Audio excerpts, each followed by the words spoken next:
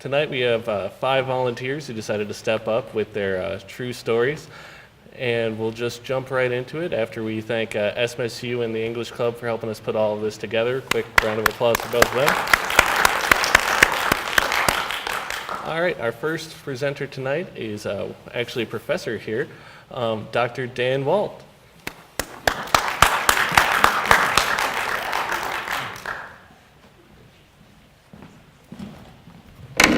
Thank you.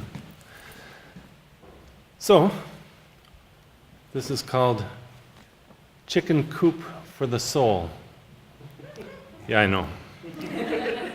I know. One time I built a chicken coop, more of a art house, really. A place for chickens, but a place to house the soul too, I suppose. My idea was to use only throwaway stuff, only junk. Using reclaimed stuff is kind of this hot thing in the city now, and so this is like extreme reclamation, you know. So the coop had a banister. It had a twisted 2x4s, 3.5 inches on one end, 1 inch on the other. I don't know what these were used for, but I had a lot of those with broken nails sticking out of them, some I pulled out, some I didn't. It had parts of a disassembled piano, violently disassembled. A dead bookshelf. It had an ornate picture frame, kind of gold with some of the stuff crumbling off of it. There was some rusty hinges, some sheets of 4x8 plywood that were crusted over with sheep manure that I pried off the barn floor. Aesthetically pleasing to me, really. And there were $19.27 of new hardware. So, this coop was made of throwaway stuff. It was a place to house chickens, and I was stuck to the aesthetic that Paul Klee claimed for his work. He said, always adapt yourself to the contents of the paint box, and in this case it was the junk pile. The coop had a handy egg nesting box made out of the bookshelf. You could reach in from outside. A door flopped over and you can reach in from the outside and get the eggs. It had a rather magical main door that if you gave it a kick, it would open by itself. That's because the coop leaned to the south. It had an ornate picture frame around a bay window. I liked that because when the chickens stood on their perch inside near the window, it kind of looked like a portrait of chickens. There was a little chicken-sized door that I made out of the music stand from a piano, very, very well-varnished, shiny piano. And when it was up, it closed the house, and when it was down, it became a ramp for the chickens, and they were a little timid about this thing because when they stepped out, they slid down like kids on a slide. And they became very flustered. I'm sure you can imagine flustered chickens.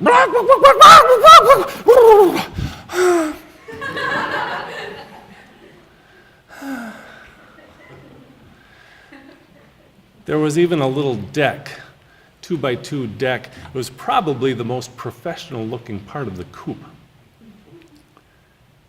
All that was needed were a couple of little Adirondack chairs. I liked that coop. It's still there. It's still there. The walls of the coop were painted 3 clashing colors: teal, off-white, and chunky sunshine yellow. Very, very startling, really, at first look, but then you got used to it and you were happy with the coop. I was happy with the coop. the chickens were happy with the coop, and once they moved in, I came across that phrase you may have heard, expect the unexpected. That phrase happened to me. I expected eggs, but relationships, who knew? So I spent time feeding the chickens spent time gathering around my legs, and they would look at me, Maggie especially, would look at me. I didn't know that was her name, but she would give me the chicken eye. And finally, when I started looking at her, I got the connection, and she was saying, my name is Maggie. Look at me, my name is Maggie. I thought, my goodness, you are Maggie. She wasn't a Margaret, really, she wasn't that formal. There was enough girlish curiosity about her to make her a Maggie. Copper was nice. The feathers, just the color of time-burnished copper wire, stripped copper wire, and she had a spark, too. I liked that about Copper. Cooper, her twin sister Cooper, really loved just staying in the bookshelves, nestled up in her little bookshelf nesting box. Maggie, Copper, Cooper, Sarah's chicken. She I don't know if she was shy or what, but she never wanted to tell us her name, so we had to call her Sarah's chicken. What else? There was Maddie, who was truly insane. She liked to... I don't know if that was her real name or not, but, crazy chicken, Maddie, it fits. She liked to stand on this old, dead electric fence and sort of wobble there.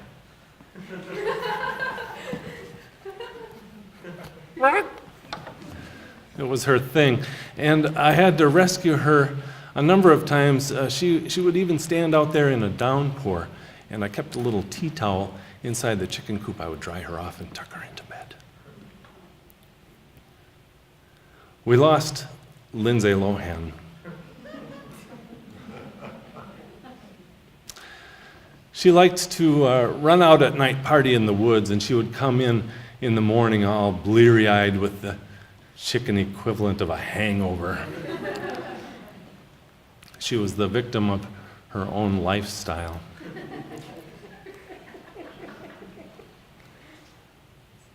Lindsay. So those were our chickens. We loved them, or I did at least. We liked having them around. They gave us eggs. They were friendly. Sarah's chicken especially liked to jump in your lap. She was into that. She liked jumping in your lap. She was a lap chicken. And all the chickens really were quite friendly. They would run across the yard when they saw you, and I don't know if they wanted food or what, but they were happy to see you regardless. And Sarah's chicken would run, jump into your lap, and the rest of them would charge right towards you with, I don't know if chickens can smile, but they looked like they were smiling. Maddie, of course, would be running perpendicular to the pack and sort of angling back to meet the rest. Yeah, they were fun to have around. A fox killed them all. My favorite chicken was Copper. She had these, she looked like she slept in her clothes, really. And she had this kind of rough, raspy voice to match her clothing. She sounded like a punk rocker with a sore throat. She kind of sounded like late Marianne Faithfull. I don't know if you know her. Good singer, different than when she began. I don't know what Copper's original beginnings were, but late.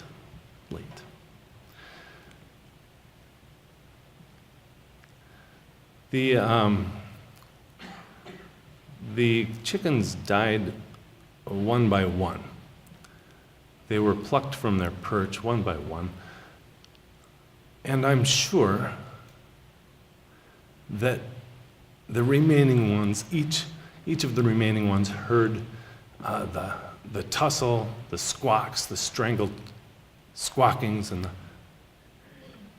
the air punctured by the sudden absence of chicken. And maybe some of them heard the crunching of bones just outside the coop or a few yards along. I tracked the chickens the next morning, tracked the fox by following the dead parts of chickens.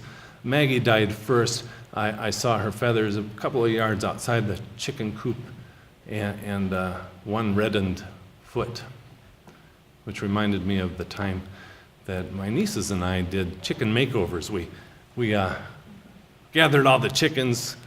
Cora held the chickens, kind of painted their toenails bright red, and we hung chicken bling on them.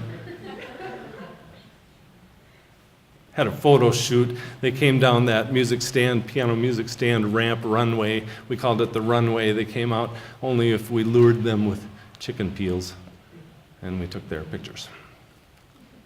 And they seemed okay with that. Copper was the next to die. His feathers lay in a pile a few yards farther west, and a whole wing was in there. And then I think it might have been Cooper, but there wasn't much left. And then the farther along we got away from the chicken coop, the more chicken parts were left. But the last two chickens, there was no hint of their remains. And I figured the fox brought the chickens home to her den for her kids, her cubs, her children. I figured she brought them home to store for her children, to feed her children later.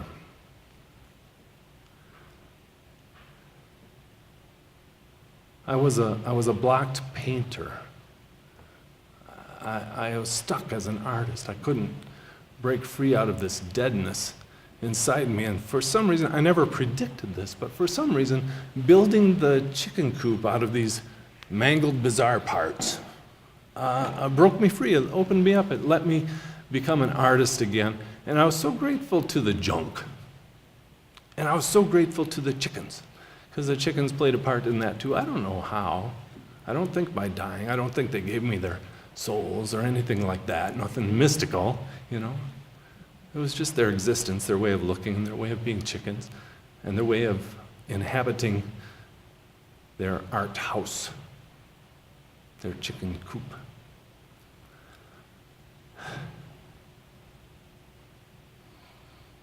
I miss them.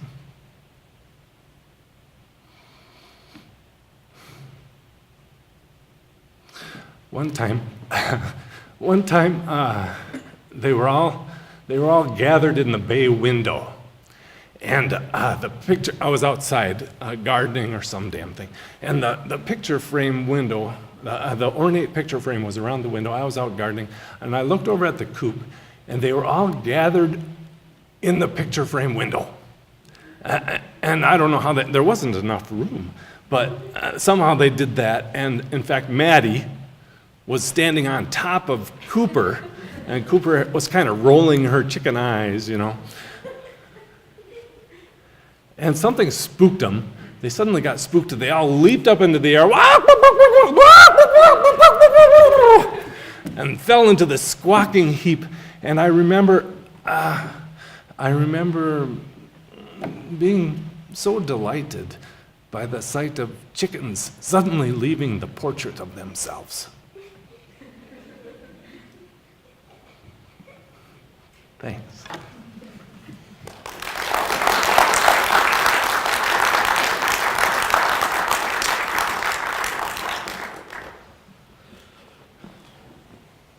I'm not that tall. Over here. All right. Well, that was excellent. I think everyone agrees. Our next presenter is Crystal Jose. Got it. Sorry, I messed it up the first time. Who's a third-year student here at SMSU, and she's going to share her story with us. Come on down.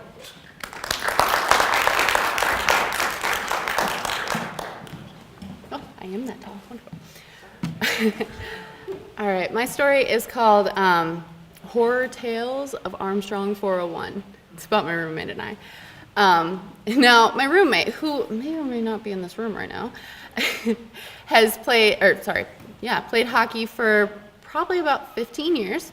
And once she came to SMSU, started rugby here, and is now the vice president of the rugby team. So living with someone who's been that competitive and that aggressive for that long has been interesting.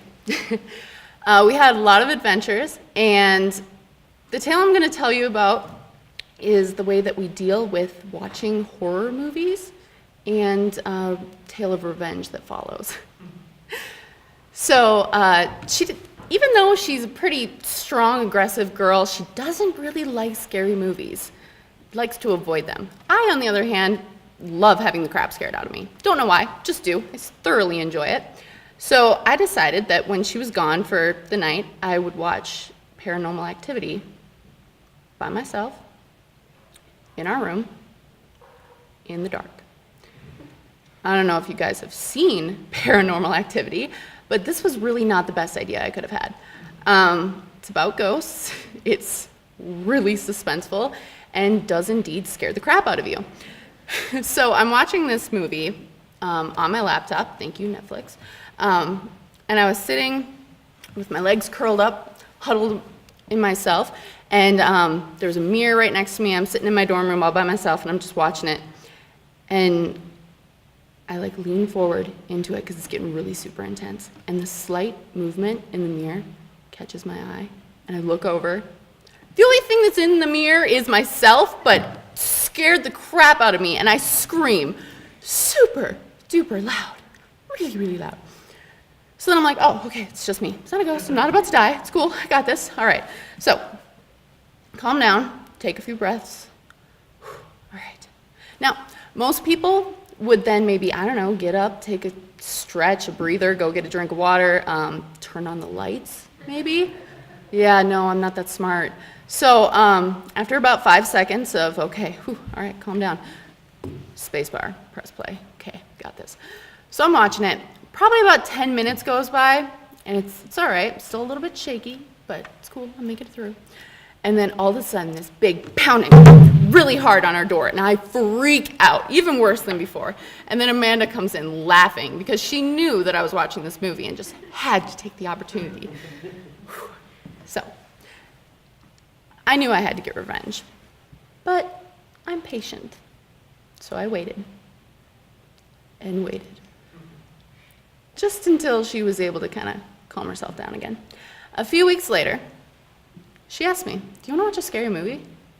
I was shocked, absolutely shocked. I'm like, oh yeah, I do. And she's like, which one do you want to watch? And I was like, okay, let's think. I've got a lot of them, lots of favorites. So I started thinking about it. I'm like, which one? Oh, which one can I get her with?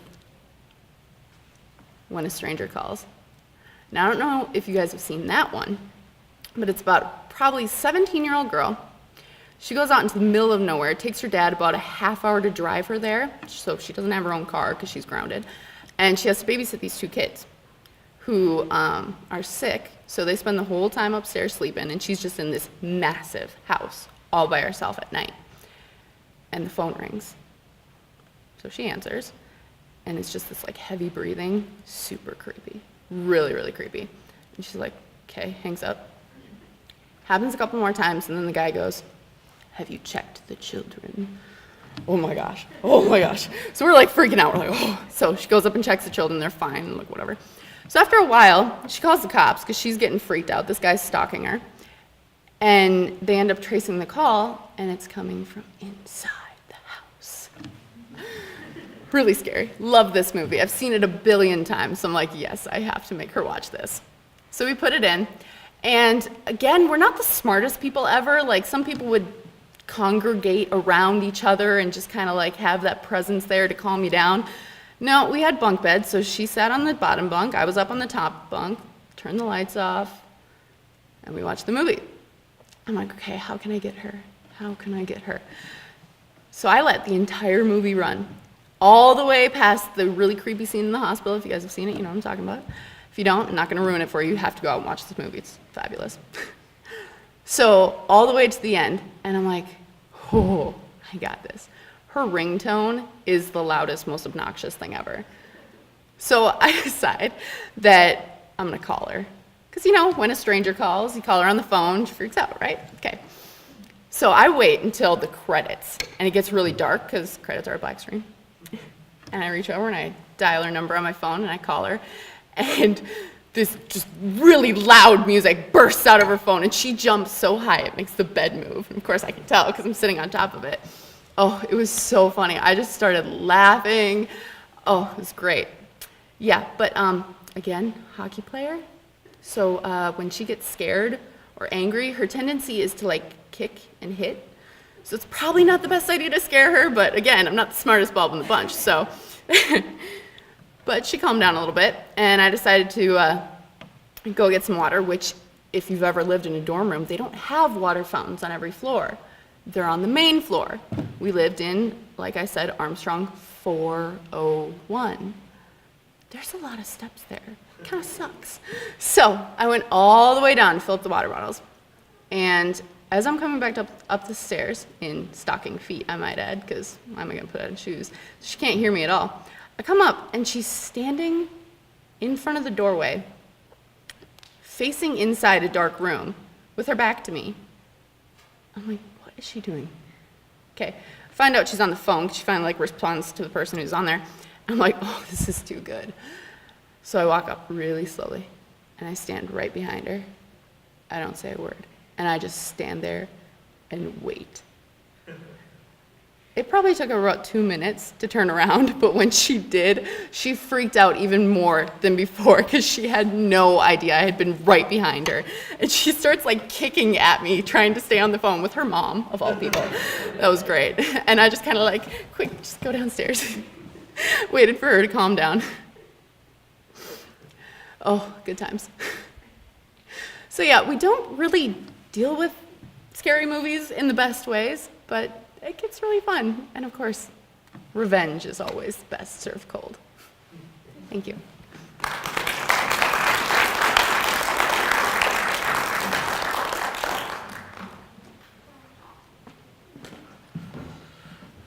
Alrighty, our next presenter is a second-year student here at SMSU.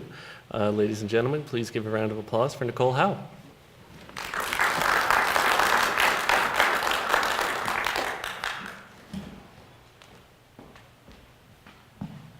Wow, there's a lot more people when you're down here and not in one of the rows. Okay, hello everyone. Apparently I'm shorter than Crystal, okay. Hi, my name's Nicole Howe, and when Marianne asked me to do this, I thought to myself, okay, what would be the best story that I could tell everybody? And I thought, well, why don't I tell a story about one of my parents? Most people that know me think, wow, she seems older than 20. She's really handling herself well. She's really mature. And most people think, oh, she grew up on a dairy farm. That's where she gets it from. She's a farm kid. But in actuality, I think it's more my parents and the life lessons they've taught me that really make me the person I am. So this story is called What's in My Bed, and it's the story of one of the lessons that my father taught me. My father is a very interesting person.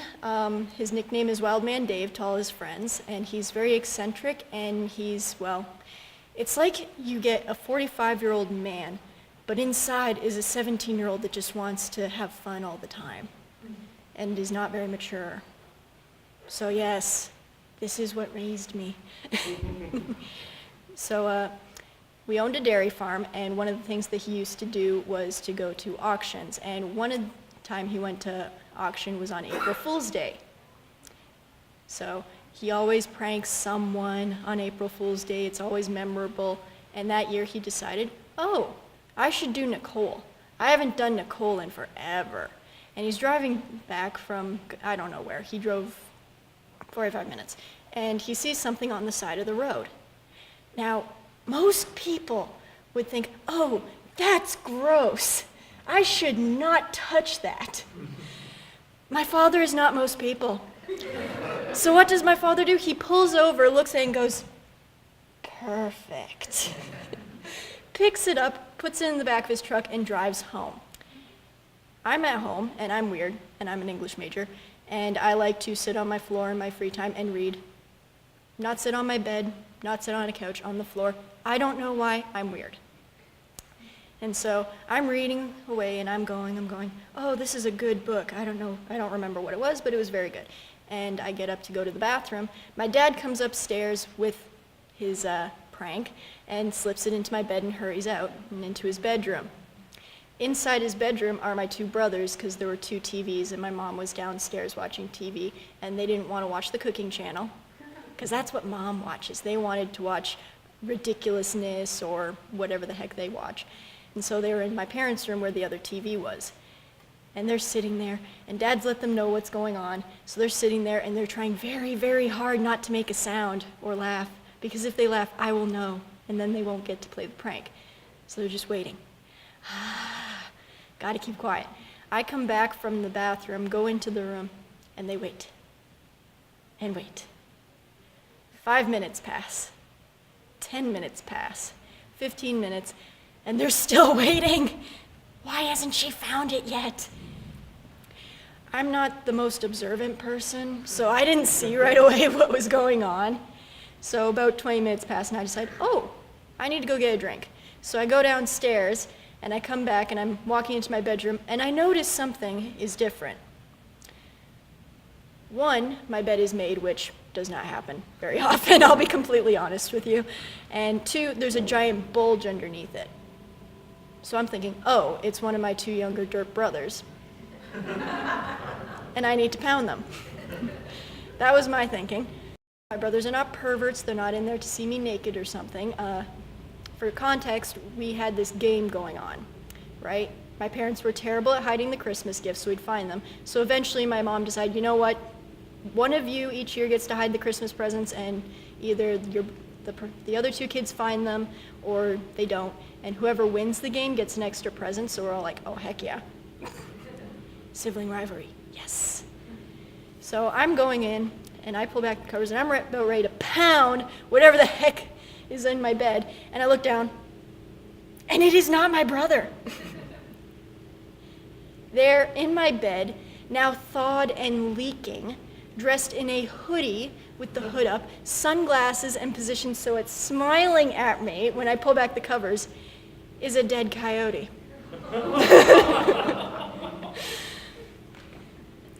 Well, I did what any 13-year-old girl did, and I went and screamed.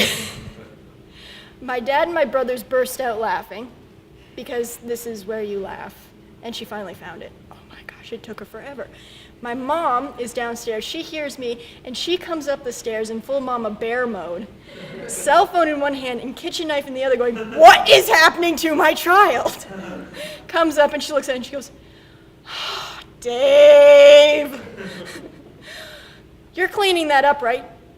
No, you do laundry. Yeah, there's that dynamic in my family, yay. So yes, that happened. So, this is just one instance of me growing up. You can understand how I matured. So, the lesson of the story, I guess, is, well, stuff happens. And you just have to deal with it, whether it's a car accident that leaves you paralyzed, or you get fired and you have to pay the bills, or your father takes roadkill and puts it in where you sleep.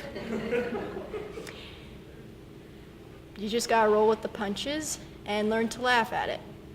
And considering what I did for revenge, I laughed pretty darn hard. Oh, that's another story for another time, don't worry. But it also involved roadkill in something that he drives. And it smelled really bad. Thank you.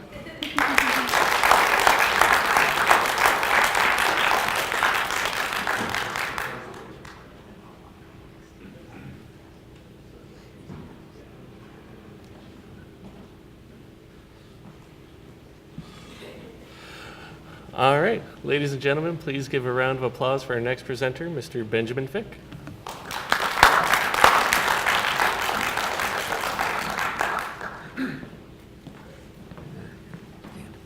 Okay, so this story is called Close Enough for Government Work. It is the story of my first wild leap into the great unknown, and by that I mean my first summer job, my first real summer job.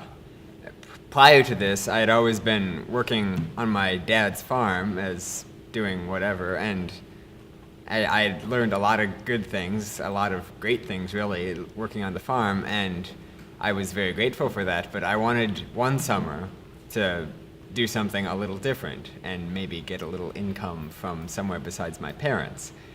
And at this point in my life, I had been going to school for engineering, and I came home on spring break and I saw in our local paper that there was a opening at our highway department for what was called an engineering intern. And this sounded almost a little prestigious, and I signed up for it because the qualifications was to have 1 year of engineering education or more. And I don't know, I must have been the only one who signed up because I got a call in my first week of finals, and they said, well, you got the job, do you want to come down to the courthouse and sign all these forms? And I said, well, yeah, I'll do that when I get home. And I was very, very happy about this. I was also apprehensive. I had really no idea what I would be doing. Besides the qualifications, the rest of the job description had been pretty vague. I got in on my first day and they said, hey, welcome to your job. We're going to have you doing load count. And that's very vague wording. And I said, well, what's load count? And they said, well, we're not going to tell you what it is, we're going to show you. And they take me out to where they're building a railroad bridge. They're bringing in dirt to build up the grade to make this railroad bridge. And it's my job to sit in the pickup truck and count every single truckload of dirt that comes in for every day that they do this work. Yes, it is exactly as mind-numbing as it sounds. My job was to sit in a pickup truck. I'd come in about 6:30 in the morning, and I'd get done about 6:30 at night. 12 hours every day, sitting in a pickup truck, making marks on a sheet of paper for truckloads of dirt. I was getting a little tempered as to what this really had to do with any engineering experience, but I was committed. I was going to see it through, and I got done with this first job, and they said, well, good work with that. How many loads did you get? And I said, well, this many. And they said, oh, that's exactly what we wanted you to do. And I thought, well, that's good, but I don't like the way you said, oh. After this job was done, they put me on a second job, and they called it GPS road sign mapping. That's a lot less vague, and it was exactly what it sounded like. It involved me in another truck driving up and down every single county highway in our county, and I would mark every single sign on those highways in a GPS and then put that location into a laptop. And I got done. Well, I didn't get done. I got finished that first week, and they asked me, well, how far did you get? And I said, oh, I did the first 3 highways. And they said, Jesus Christ, that's long.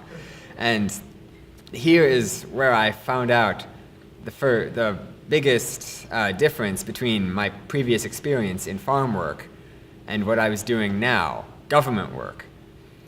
See, the thing with farm work is that when you do it, you complete every job, and then once you're done with one job, you move on to the next, and the next, and the next, and you complete everything, and then you get done whenever you get done, as my father would say.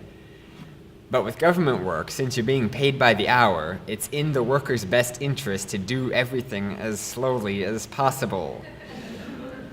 Those first 3 highways were about 25 miles each. I was expected to do about 50 miles a week, not 75. And so, and they said, well, you don't need to be going that quickly. And I said, I can't go any slower than I am. That's just how it is with me. The only thing that's actually limiting me is how slow this truck that you gave me goes. That is the limiting factor here. Because this is a very old truck, had a top speed of about 60 miles an hour going downhill. But, and when I had finally finished with that GPS job, this took me about 2 months instead of the 3 months they had planned for me. I had an entire month left, and so they put me on all sorts of other odd jobs, which I did not appreciate as much as I had done with this second job, with the GPS road sign mapping, because at least with that, I could feel like I was making a difference, and they did tell me I was making a difference. But I had been thinking this entire summer, I had been contemplating maybe not going back and finishing my engineering education. And this, in some ways, was sort of the tipping point to me saying, no, I want to do something else. Because I had gone out for engineering, and I had been pretty good at it. I hadn't failed any classes, and I had done pretty well actually learning the material, and I felt confident about that. But then I got onto this job. I was getting some actual work experience. Even if it was an internship, I was still paid. And I was just thinking, is this what I'm going to be doing as an engineer? Is this what they would have me be doing for the rest of my career? And the answer is no, probably not. This is only a summer thing. But still, it just really stuck with me for the longest time. And I had been entertaining other options, and as I said, this was the tipping point to me thinking I should do something else that I am interested in, and that happened to be English. I had a very good English professor at my previous school, and he sort of steered me into something in the English field as well.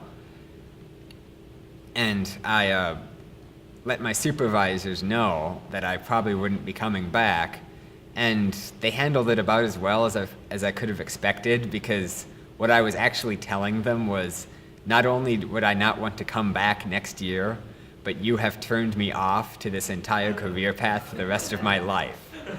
So, considering that they didn't explode or fire me right there, I think they handled it pretty well in a very mature fashion. And I don't want anyone to think that my entire experience was overwhelmingly negative. I did learn a lot of things. I learned how to pace myself, as they put it. I learned how to occasionally work with people who, honestly, I couldn't stand, which is always a valuable skill. And I just got some actual world experience. And to say that I took my first leap out into the great unknown, and I didn't exactly land on my feet, but I did manage to roll with it, and I did manage to learn a few things on the way. And what I'm really sort of getting at is that not every negative experience a person has is completely negative. You can always stand to learn something, and I really feel that my experience there really helped shape me into what I do now. It steered me towards a different path, yes, but it actually did teach me a few things along the way. Thank you.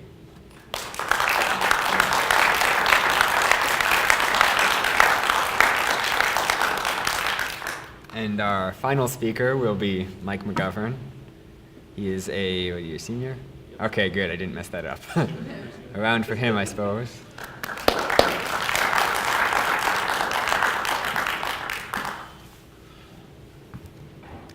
Yeah, that'll work.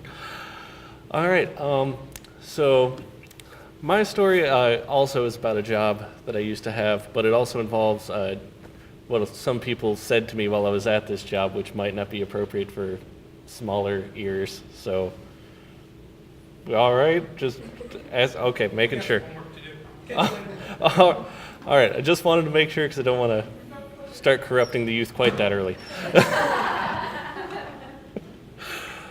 All right, so I got my first job ever when I was 13 years old, working full-time for my uncle's construction company, and ever since then I've worked more days than not. So when I first came to SMSU as an 18-year-old, I took about 2 weeks for me to start going stir crazy up in my dorm room, not used to not having my own money and my own freedom to go around and really, have cash in my pocket. I like the feeling of that. So I looked around for a job, and right across the street at the time was the local Pizza Hut, which is now closed for reasons that are really obvious to me. But so I go in, apply, go through all of their training, and my first real day of work, And training should be in massive quotation marks there, by the way.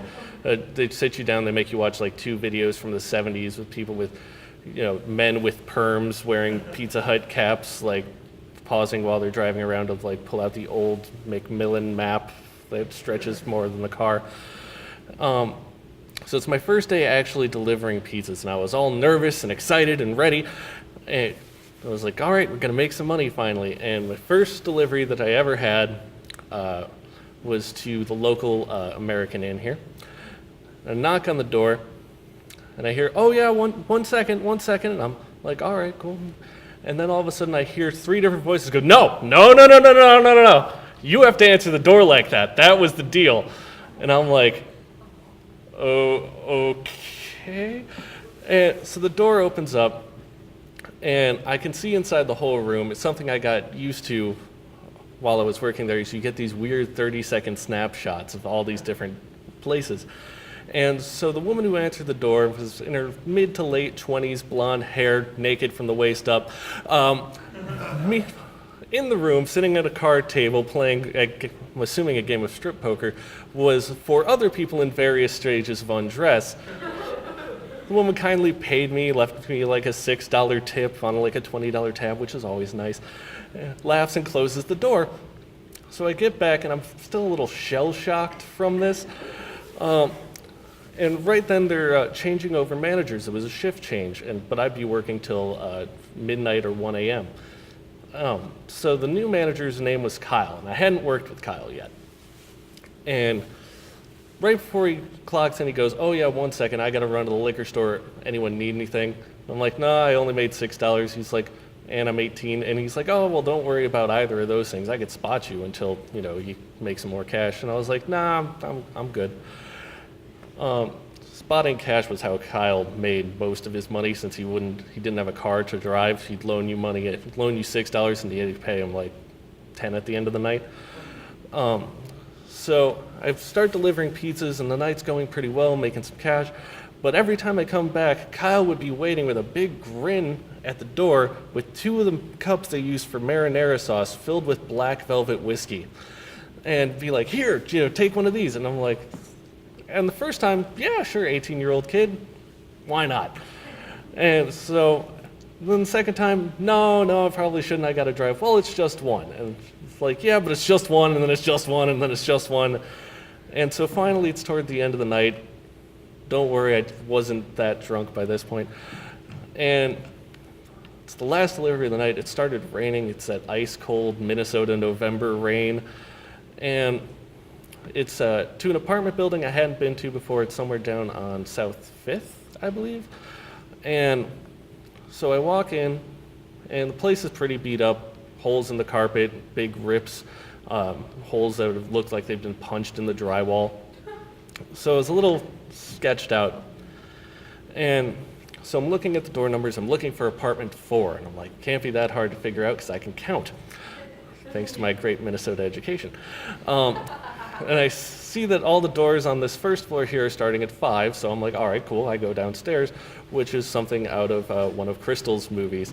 It's cement walls, cement floors. It's dripping water is leaking in from outside.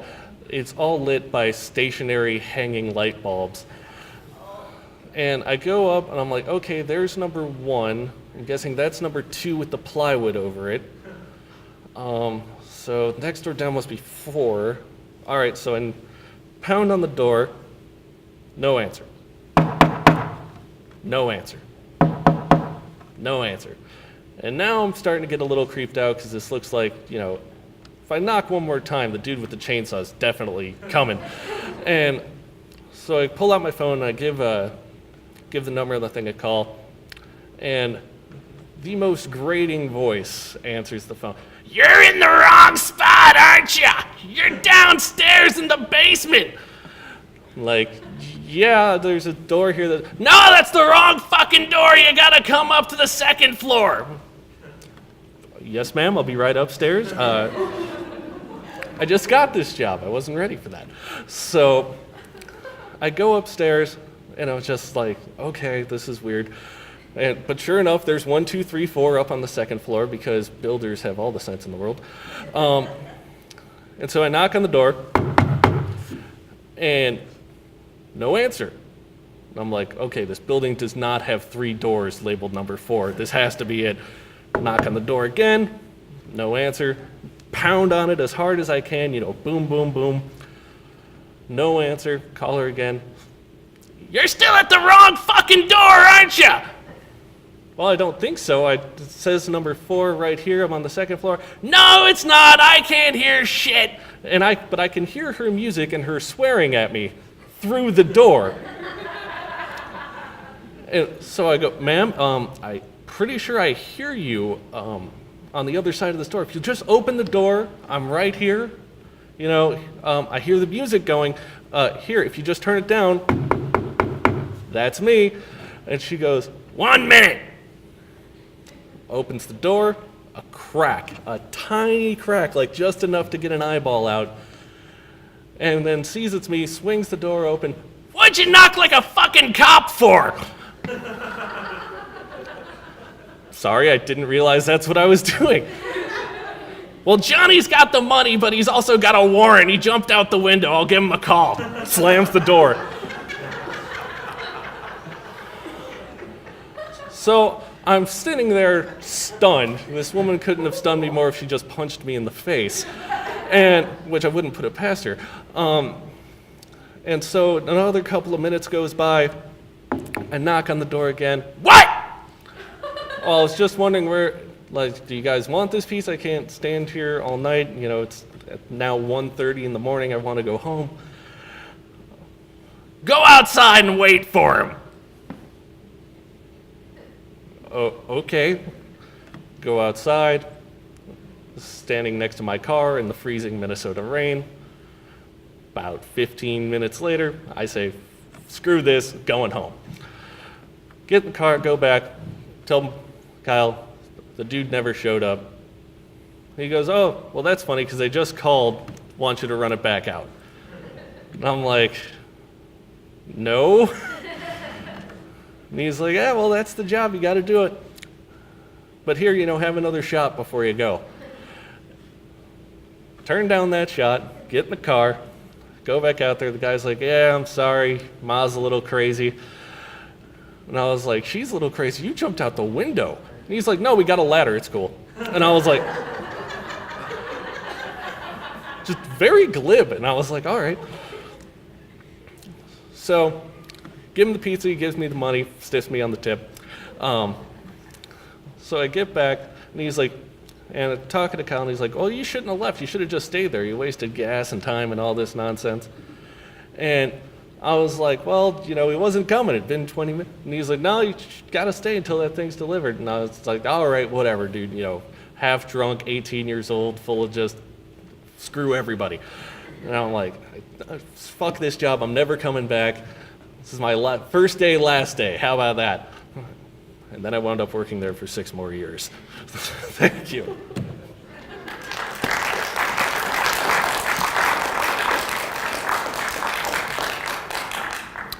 I'd just like to take this opportunity to thank SMSU and the English Club again for helping us set all of this stuff up. There's been a number of outside-the-box events they've let us put on this semester. So let's give a round of applause to them one more time.